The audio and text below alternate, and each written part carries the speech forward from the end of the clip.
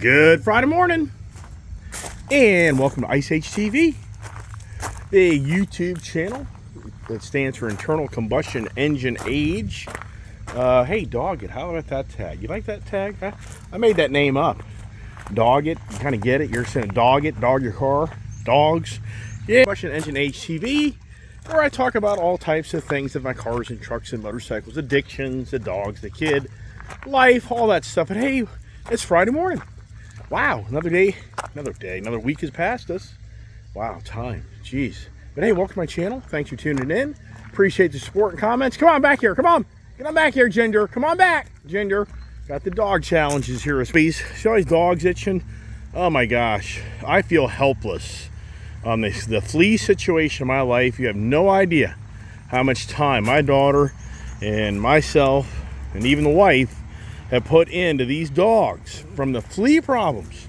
Massive flea problems. I just put their, I don't like putting this medicine on, this liquid stuff, but I have no choice. So yesterday I bombed the house. I bombed the driveway. The daughter spent hours of bathing the dogs. Putting their paws in their legs in a bucket of flea. Actually, she created her own flea shampoo with apple vinegar or apple cider vinegar and something else, and you can see the fleas. You can see all the fleas on this white dog here. I should have taken a picture. It was just incredible. Yeah, the flea situation. We feel helpless here because we just can't beat the fleas. And this morning, they're still freaking itching. And I set off a bunch of bombs on that house. That was a 5-hour project yesterday. For the time you set them off, the time they're done, the time you open the house out and air out. Wow. Helpless? Yes, you're probably thinking, hear the word helpless. Thinking to myself, today, why don't we have the helpless conversations? Anybody else here had that feeling in your life? I'm sure if anybody's been around long enough, you've had that situation in your life. You're just like, wow. You're just overwhelmed. So come on, Pop. Here she comes. So, yeah, it's Friday. There's a Jeep Mojave. I just love that Jeep Mojave. I really do. So glad I got the Mojave. I don't like the Rubicon package. I do not like, even though every Jeep I've ever owned has been a Rubicon. Yeah, so here's the big truck. Now, does the big truck make you feel big? Does it make you feel youthful? For me, it's just incredible on how the truck addictions that I've had my whole life, I'm a truck nut, and how it just makes me feel like a kid again. Because that's my true beginnings of me getting going in my life, is the trucks. And I gotta tell you what, ever since I put these e-board rough country steps on, huge difference in me loving this truck. Huge. Compared to the old steps, they were up this high. So a good, I would have to say 5-6 inches difference. And just getting this truck was so hard. Now it's still a tall truck, but I love those steps, and I finally got motivated to put on a truck. Otherwise, I just felt helpless. So yeah, I got jobs to do today. Hopefully the heat won't be too bad. Haven't gotten to the Indian motorcycle exhaust yet. Just too many projects, too many things going on business-wise right now. And yeah, who hasn't been in business and you haven't felt just helpless? Look at the Road Glide, CVO, and look at the Indian. Which would you take? Sincerely, if I said, hey, I'm just going to give away one of my motorcycles today. I've got a whole collection here. I'd be interested to see what somebody'd say. I've got, and unfortunately, a lot of them aren't under the cover right now, but we've got the brand new Indian Pursuit. We've got the brand new CVO Road Glide, brand new Lowrider ST. We've got the Street Bob over there. We've got the Honda CV650. We got the 2020 CVO Road Glide. We got the Honda Goldwing 2021. We've got a Honda Fury. We've got the new Sport Chief.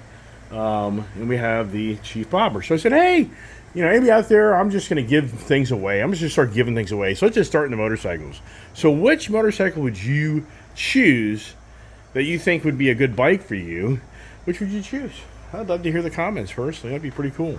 So let's get up here in the office and get the morning going. I'm running a little behind because I had to take care of the dogs.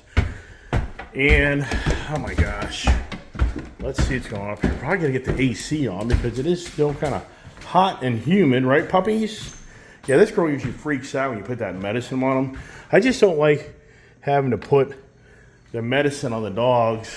I just don't like it. I'm sure. I've been very fortunate. I've had dogs, and I've never lost a dog from like cancer per se. Yeah, I did. My one Dalmatian. Take that back. Yeah, I lost my Dalmatian. Dalmatian had a lot of problems. These Dalmatians, that's my wife's favorite dog. And that's what I got her for her birthday present back in 1998. And that dog was just never ending. I think it was 98. I think it was 97. I just can't keep track. The dates. Constant dates. So, wow. Maybe watching the U.S. Open. I tell you what, Coco Gauff and that Czechoslovakian girl last night, they felt helpless when some radical protesters, I mean, it's so sad. Hey, let's go to U.S. Open on one of the key games for Coco Gauff to advance to the finals for the U.S. Open here in New York City. And let's go protest fossil fuels. Yes, like 4 people, I guess, that's an assumption, up in the stands the beginning of the second set after Coco Gauff was doing really well, won the first set, and she really looked like she was on the way just to clean house and put this thing to bed because there's 2 other girls right behind her, Keys and some other European lady that had to play after them. So it starts to get late at night. But here's 4 protesters. One of the protesters glues his feet to the concrete surface of the the stadium, the seating, because they're anti-fossil fuel. And their message is that you have to quit using fossil fuel. You just want to look at these people and go, okay, so you just delayed this game by 2 hours. Do you know how much fossil fuel you just burned up by doing this? By making the stadium have to keep on the lights longer? And maybe Metro has to run longer to appease the U.S. Open ridership? I mean, you just say, you're the Looney Tunes, man. You're Looney Tunes. You think that going to protesting fossil fuels, do you understand that fossil fuels, for the most part, are about everything we have? But hey, it's all right. So sad that for Coco Gauff, but she won. So the good news is she advanced, and she's the youngest lady since Serena Williams that has advanced to the finals in the U.S. Open. That's like 20 years. Hard to believe. Hard to believe that she wasn't even alive when Serena Williams did that because she's 19 years old. Wow. So, and then this guy, Ben Hetson, I think, or something, another American. We got a bunch of Americans in the ball game there at the U.S. Open. Anybody's not a tennis player. I grew up playing tennis. Oh, man, I love playing tennis. And I was in California. So we used to wait for an hour plus to get a public court. My parents didn't have the money to belong to the rich-ass country club. So down in California, Moraga, California, we used to go down in the evening time and wait like 45 minutes to an hour to get a court to play tennis as a family.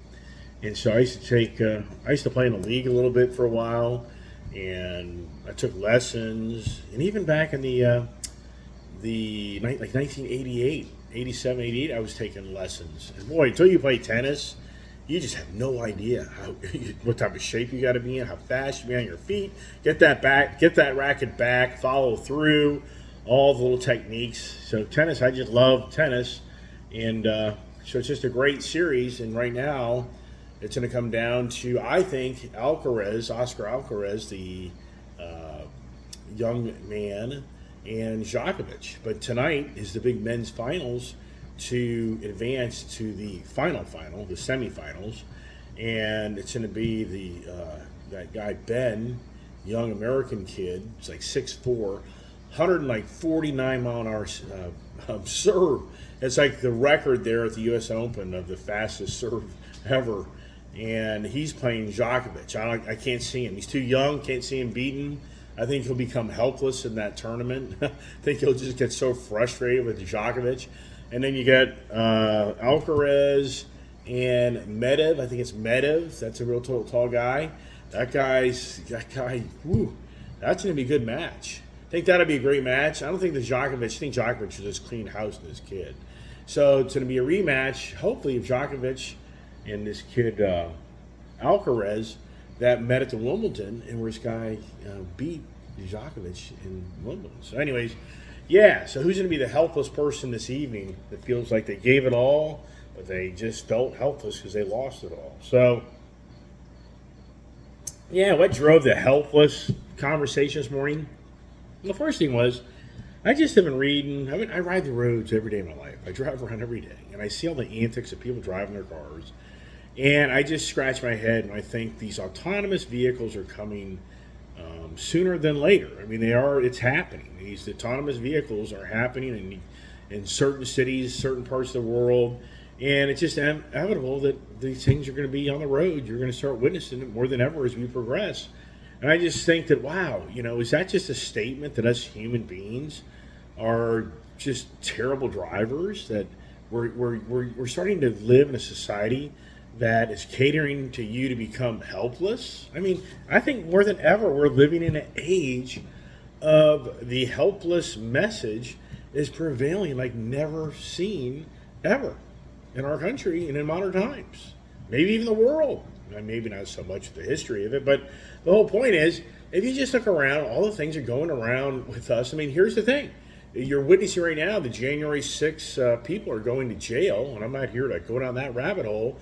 But if you're a person there's a journalist, apparently there's a journalist right now that questioned the election, that right now is getting sentenced to 120 days in jail for voicing his journalism opinion that there was a stolen election.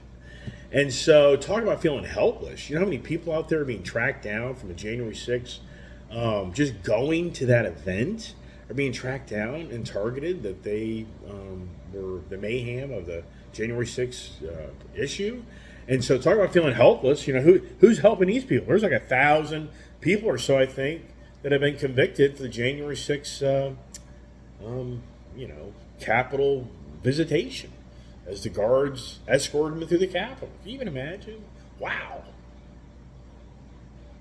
I'm glad I wasn't down there. You probably wouldn't even know me. I mean, I had friends that went down there, and oh my gosh, I just don't go to those type of things. I just don't want anything to do with it. I live on the road every day of my life. I am in the crowds every day of my life. By the time I get home, I don't want to be in the crowds anymore. That's what he doesn't have that. So anyways, back to the helplessness. Who hasn't felt helpless going to a car dealer? You want to go buy this nice car, and the good old days, those are gone. The good old days of they've got 10 trucks that you could look at that you can negotiate a deal on for the most part. And don't get me wrong, it is changing. I know that.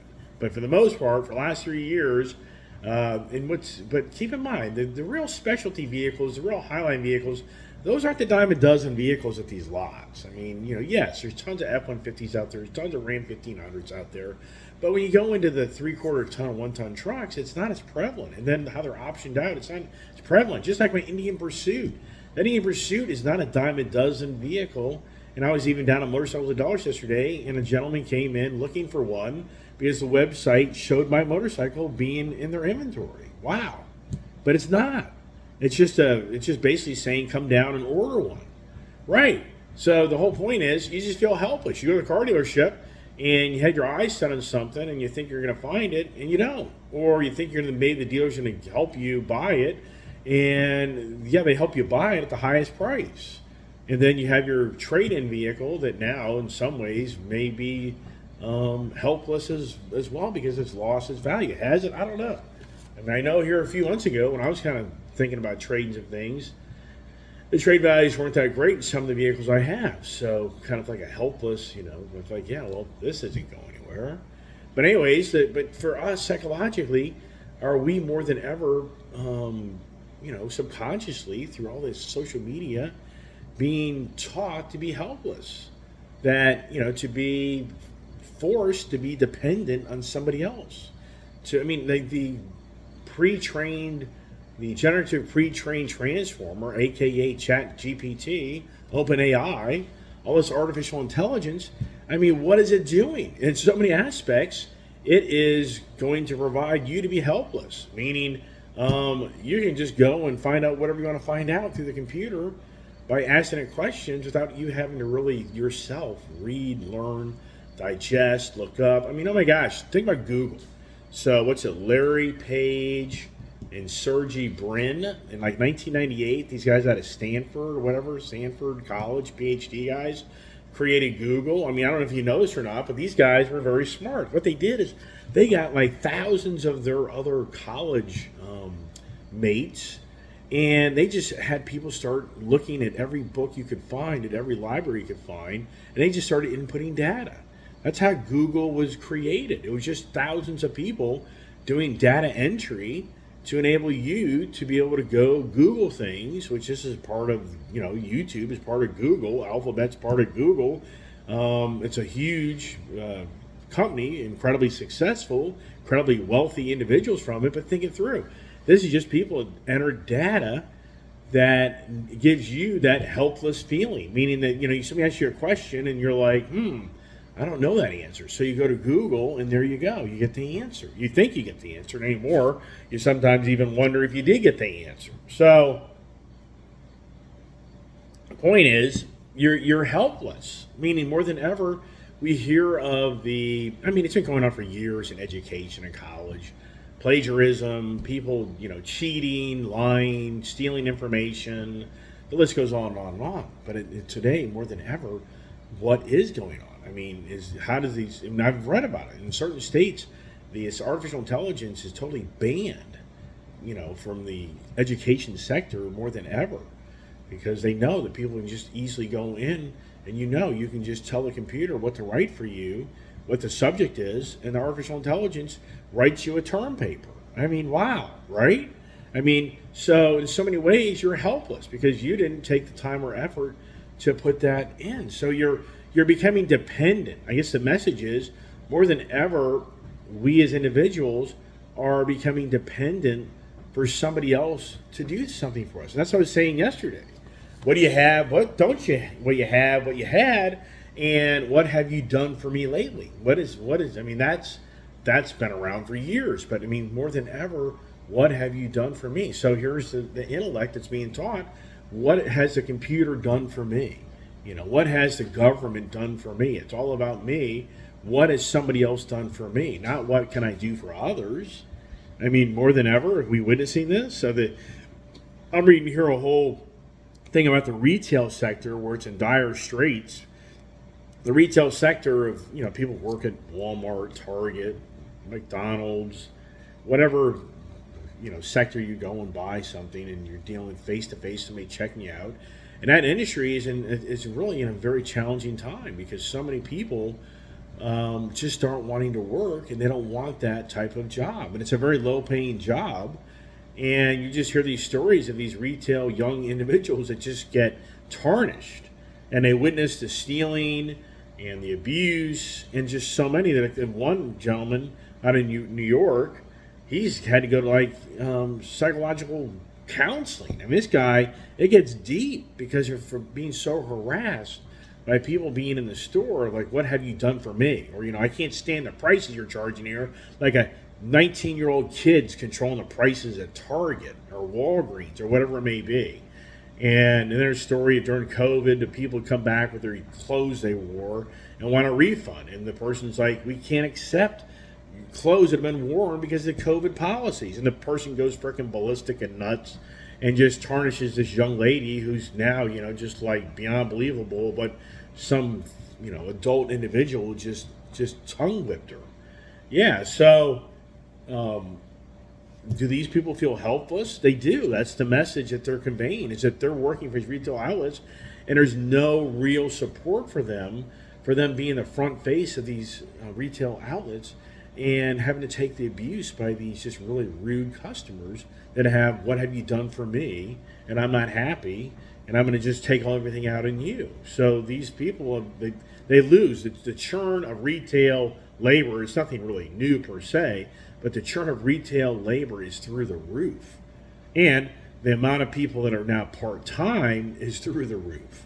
So retail establishments are short-staffed, but on top of that, most of these people are not full-time people. This is just secondary income to help the helpless person not be homeless. Yeah, you know those stories?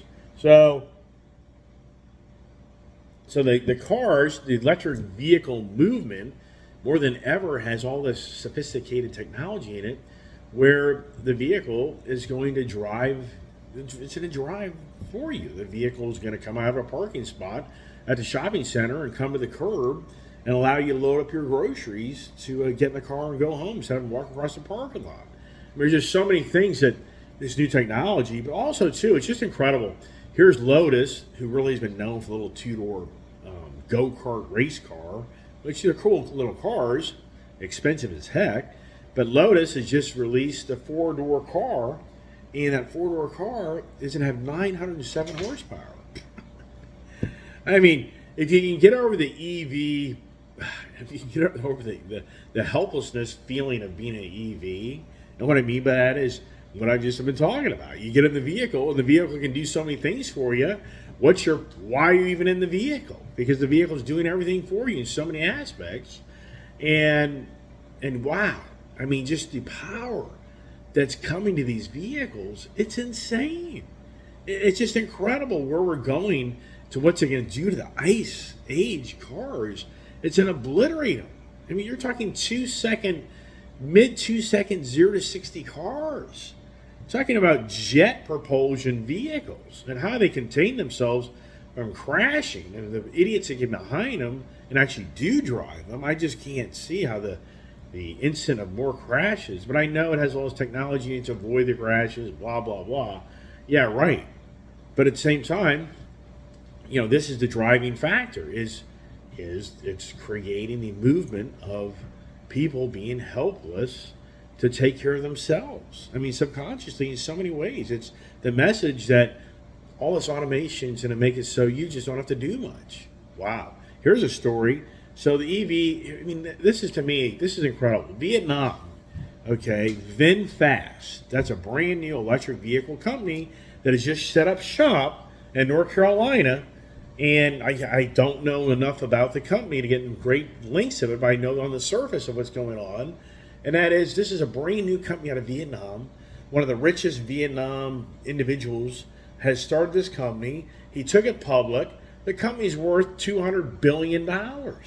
It's worth more than GM and Ford. But the company per se has barely even sold any cars. And it's set up shop here in North Carolina. And its predictions are it's going to sell 40 to 50,000 EV vehicles in 2024. And I think to myself, is that part of the Inflation Reduction Act? I've talked about it so many times, this Inflation Reduction Act. How many people are going to take advantage of this billions of dollars being handed out by the government to entice people to come here and to set up manufacturing and to take advantage of all the free money they're going to get for their business venture? And if it doesn't play out, they just bankrupt it. I mean, are we going to witness the biggest bankruptcies of manufacturing ever in modern times in the next 10 years? Because I think 40 to 50,000 EVs, Ford is struggling. When I drive by these Ford dealerships, oh my gosh, the amount of Ford Mustang Mach-E's sitting on their lots, it's huge. It's huge. I mean, you're looking at 20, 30 plus Mach-E's sitting at a Ford dealership. I'm talking about small dealerships. I'm talking about mega dealerships. Wow, what's going on? Yeah. Is Ford going to eventually raise their hand? Is Jim Farley going to eventually raise his hand and go, this was I feel helpless that for what I've created now on the EV side. And here's the whole big next number of the big three feeling helpless. It's this guy, Sean Fain. The ongoing UAW negotiations, here's the latest. I think it was GM came back with like a 19% pay increase with conditions. So there's a lot of variables in how you read all this language. But General Motors has come back to the table. Ford has come back to the table. And this guy, the president, Sean Fain, is blowing off GM and Ford, saying it's ridiculous. It's an insult to our intelligence. We're not accepting anything. We're not accepting anything but 46% pay raises and better retirement packages and better work days and better working conditions. We're not doing anything, and we're ready to strike. And I think, wow, think about this. What's the overall workforce of General Motors, Ford, and Stellantis of the proportion of union workers to non-union workers? So there's like 144,000 union workers between those three big auto. So let's just say that the union guys take a hard stance, and they're in a position where they've known now, maybe through the union's conversations and meetings, be prepared to strike, be prepared to save money. The union will have money to assist you for X amount of time. There's all these things on the background. So are the big three going to be helpless here by September 14th when these guys all say they walk off the job and we're not doing anything anymore? And they play hardball. And so the big three, what are they going to do? Are they going to be able to bring in unskilled workers? That's not going to work. It's a major mistake of all the mistakes and all the money it cost them. So are the big three getting ready to themselves have a helpless, and I'm sure some people are like, good, for what the auto industry did to the consumers from the pandemic, and the auto dealerships did to consumers of jacking the prices of these vehicles through the roof, where you feel helpless going to a car dealership anymore because of your income can't afford these expensive vehicles. I had a guy yesterday reach out on, I'm crazy, I'm trading my two Harleys for the 1CV Road Glide, and he said, you got ripped off. You paid way too much for that bike. Went to the wrong dealer. And I'm like, what are you talking about? And he said, I paid less for my Cadillac. And I was like, okay, I enjoy these comments. So I said, yeah, right. So I was like, well, how much did I pay for the bike? I asked him point blank, how much did I pay for the bike? Okay, so he responded, you paid $43K. I'm like, right. I said, you're comparing a motorcycle to a car? I'm like, hey, look, I'm glad you got your Cadillac at a great price, great deal. I'm very happy for you. But comparing a car to the motorcycle, I don't know. I'm not so sure I'm on that page, but whatever. Yeah, okay, great. Congratulations. Whatever. Yeah, it's a toy. A motorcycle is a toy. Sincerely, yeah, in parts of the world, the motorcycle is a form of transportation that people have to rely on. But in this country here, I know of people that have ridden their motorcycle, very, very young people I've known. I've got family that have ridden motorcycles, and that's all they had. I get that. But for the majority, not so much. So, yeah, so do you feel helpless where we are in today's environment and our governing bodies? Do you feel helpless? In so many ways. You feel like what's going on in the schools, the teachings, and do you feel like if you start to raise your voice that you're going to be helpless because you're going to be targeted and nobody's going to really come around and support you? We witness all the time these videos of people being beat the crap out of, and people just video the person being beat the crap out of as the other person beats them up and nothing happens. So that person is totally helpless. Nobody's there to defend them or help them, and the person's the weaker of the two, and you will just, wow. It's just incredible. And here's the barrel of oil where it just makes no sense. Remember how Russia was supposed to be taken off? Russia was supposed to have sanctions against it on oil. But here at the end of the day, Russia is paying us back dearly by getting together with Saudi Arabia and cutting back production, which is going to cause more expensive fuel. Do you sometimes just feel helpless on what we witness of these people in power that make these decisions that you just scratch your head, makes no sense whatsoever? And now you probably know about China and Apple phone. Apple phone is getting destroyed per se by this company Hui. Is that what they say? Hui. Is that the name of the company with this new phone they brought out that in so many ways is a direct competitor to the Apple phone? But the Chinese basically giving us the middle finger for putting sanctions on them for the chip manufacturing, and from us cutting them off under this administration. It could have been the former too, but the whole point is China was cut off from our technology, and they're snubbing Apple now because supposedly they have brought a brand new phone to the marketplace that's every bit as good and fast as Apple phone. And the Chinese are demanding any federal or any government officials and whatever is associated with the government can no longer use these Apple phones. And so now with the big release of Apple 15 coming out like September 15th, I guess would be the 15th and the 15 phone, be my guess. They're now speculating that the China market could be severely damaged per se because of the new Chinese Hui. Hui, I guess that's what you say. Yeah, my dad or somebody said that, I think. Hui, right? Yeah, that's so. Wow. So does Apple feel helpless right now in the China market? But here's the thing: going back to the Ukraine war, Russia, China, now North Korea is doing butting up with Russia. The policies and the guidelines, and then here's the next thing: there's a whole article where now even the Fed is scratching its head at what's going on. That even the Fed is to the point, the economic data is so hard to kind of grasp, but they feel helpless. Yes, the federal government literally is just shaking their head that they've raised the interest rates at the fastest pace ever in modern times, and interest rates are through the roof. But things aren't slowing down. The things are not slowing down. Housing prices are still rising in many markets, and there's a housing shortage. And the car sales are still chugging along, even though everybody says they're going to crash and burn. Oh my gosh. Wow. Is it just a helpless feeling? I mean, is that where we are? I mean, sincerely, what's going to change this stuff? What is going to change this incredible continued, everything continues to get more expensive? The illegals are showing up by the millions. Here's, what's the guy out in New York, Adams?